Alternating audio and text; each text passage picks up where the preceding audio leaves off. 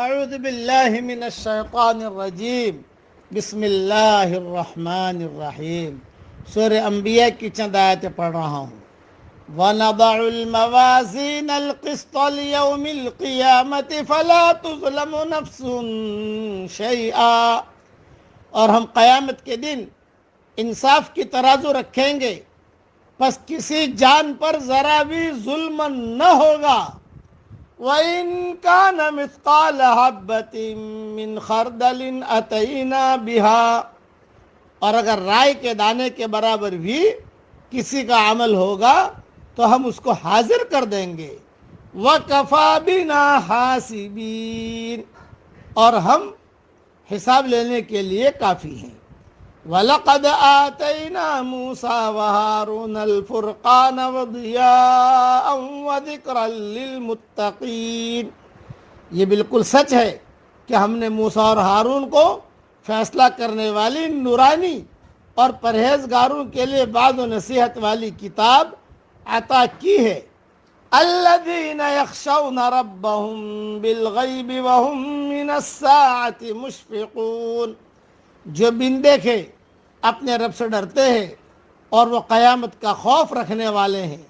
وَهَذَا ذِكْرٌ مُبَارَكٌ أَنزَلْنَاهُ، اور یہ ایک بابرکت یاد دہانی ہے جو ہم نے اتاری ہے۔ أَفَأَنْتُمْ لَهُ مُنْكِرُونَ، تو کیا تم اس کے منکر ہو؟ مختصر تشریح سن لیجیے۔ دنیا میں آدمی کسی چیز کو اسی وقت پاتا ہے جب کہ وہ اس کی قیمت ادا کرے۔ کم قیمت دینے والا کم چیز پاتا ہے اور زیادہ قیمت دینے والا زیادہ چیز۔ یہی معاملہ آخرت میں بھی پیش آئے گا۔ وہاں کی اعلیٰ چیزیں بھی آدمی کو قیمت دے کر ملے گی۔ قیمت ادا کیے بغیر جس طرح دنیا کی چیز کسی کو نہیں ملتی، اسی طرح آخرت کی چیزیں بھی اسی کو ملے گی جو ان کی ضروری قیمت ادا کرے۔ قرآن اسی قیمت کی نشاندہی کرنے والی کتاب ہے۔ اس طرح خدا نے انسان کے ہدایت کا انتظام کیا، مگر خدائی ہدایت نامہ کو واقعی طور پر اپنے لیے ہدایت بنانا اسی وقت ممکن ہے جب کہ آدمی انجام کا اندیشہ رکھتا ہو۔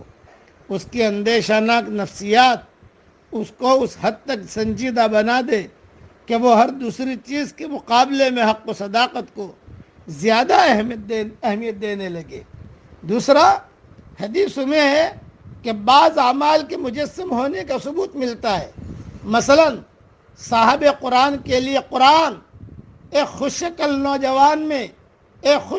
نوجوان کی شکل میں آئے گا۔ وہ پوچھے گا تو کون ہے؟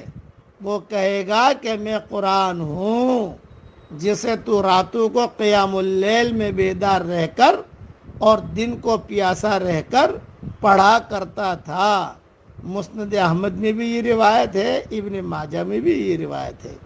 اسی طرح مومن کی قبر میں عمل صالح ایک خوش رنگ اور معطر نوجوان کی شکل میں آئے گا، اور کافر اور منافق کے پاس اس کے برعکس شکل میں آئے گا۔